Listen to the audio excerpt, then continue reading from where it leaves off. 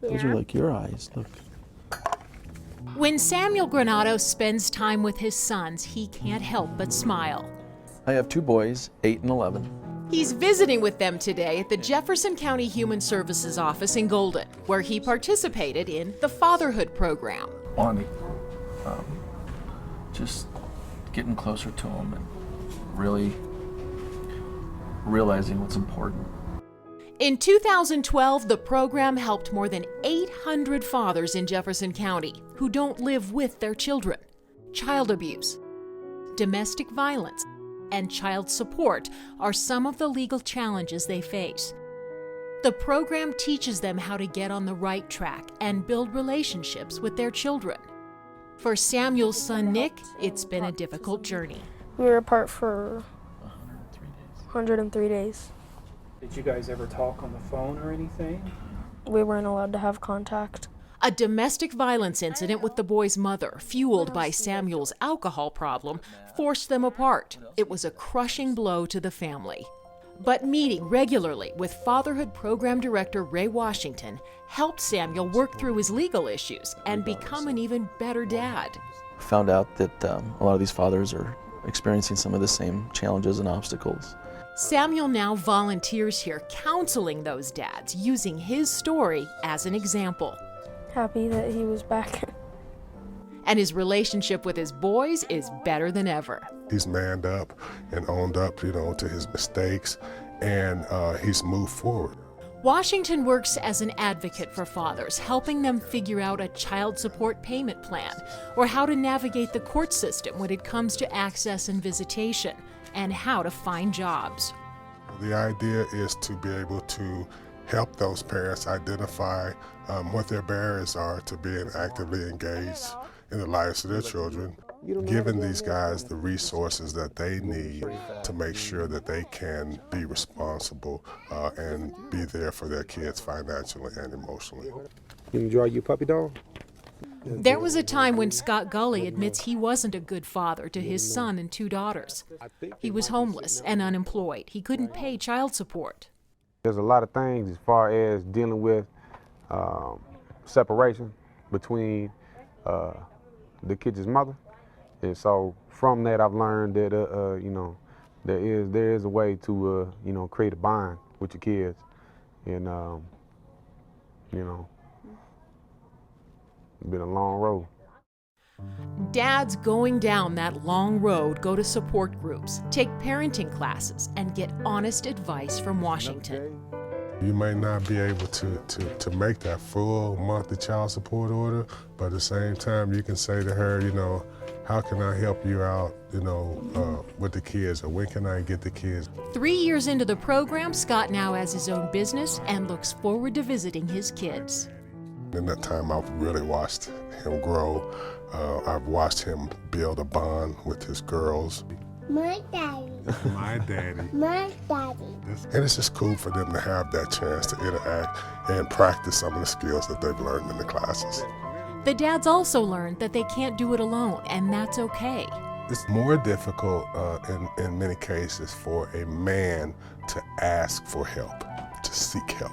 Sometimes there's a stigma that's associated with human services, and dads don't want to be associated with that stigma. But when they see other dads that are involved in this process, it makes it okay for them. Don't be embarrassed, don't be scared, attend, even if it's just to go and observe. The reward is so amazing.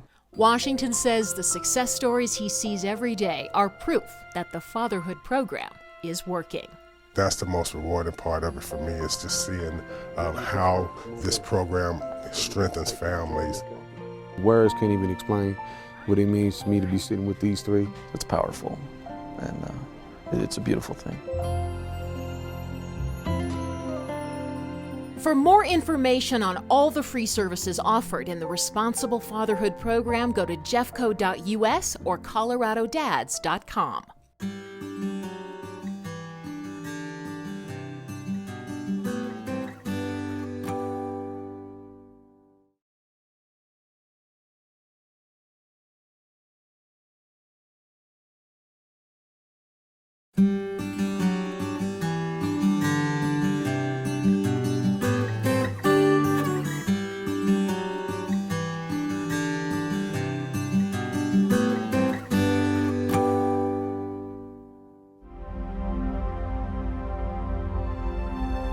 The Colorado Mountains.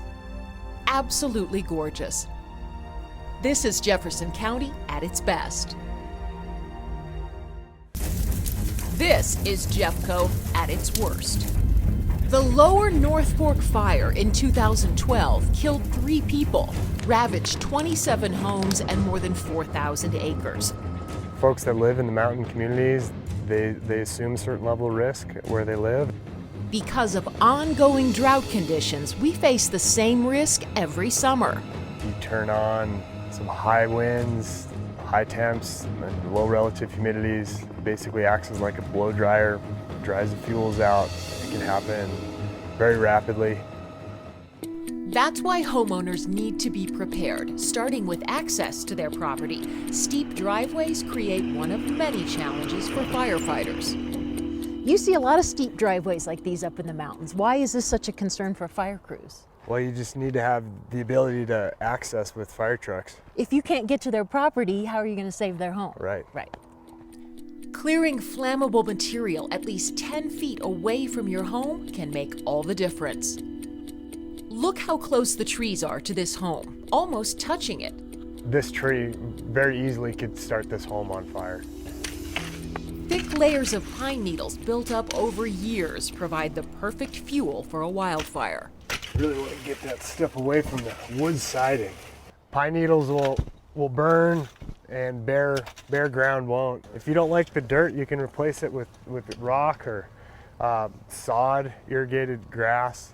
We find the same problem in the back of the house on the wood deck. Basically we have here is pine needles, pine cones, forest litter, an old deck, flammable vegetation next to the house. This is the type of material that can cause your house to ignite. Dead twigs and sticks like this are all over the place in the foothills. Instead of putting them in a big pile near your home, haul them away. There are drop-off sites in Jefferson County. Move cut logs away from your home and make sure your rooftops and gutters are clean. Here's why. Take a look at this. This beautiful log home spared in last year's fire because it had proper fire mitigation. This home did not. The speed and intensity of a wildfire can be frightening. Being prepared to evacuate is another important consideration. We're nervous of making sure people are out and evacuated in a timely manner. Have an evacuation plan, know your neighbors, and register your phone to receive emergency notifications. All the details are on the Sheriff's Office website, or you can call Emergency Management at 303-271-4900. I'm not one to press a scare tactic onto folks, but it's a real risk that they're living in an area that has substantial potential to cause significant damage and loss of life and property. I mean, there's no way around that. You can strike a balance, however, and still enjoy the beauty of Jefferson County.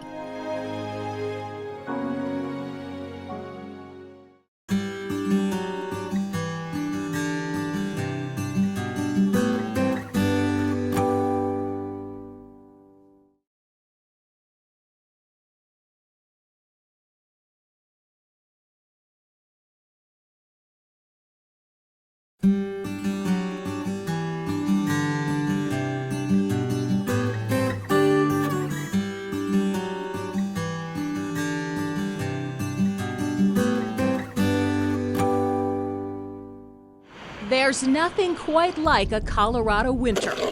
When it snows, especially in Jefferson County, which sits right along the foothills.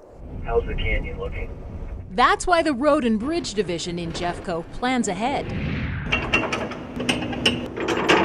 Mechanics fine-tune all 82 of the county's snow-removing vehicles, so they're ready to go. So I'm inspecting for cracks in the plow frame. Also, I'm checking to make sure all my linkages are properly secure. 126. Snowplow drivers prepare as well. We put them through a pretty extensive training program when they first begin. They learn the equipment. Putting on the snowplow, putting on the chains, practicing safety. They even learn how to dress and what to eat during those 12-hour shifts. He is assigned to a route. He has so many miles of road within his route. and he's got a map book that he studies. Comfortable cabs help as well. Good heaters. Great heaters, very comfortable.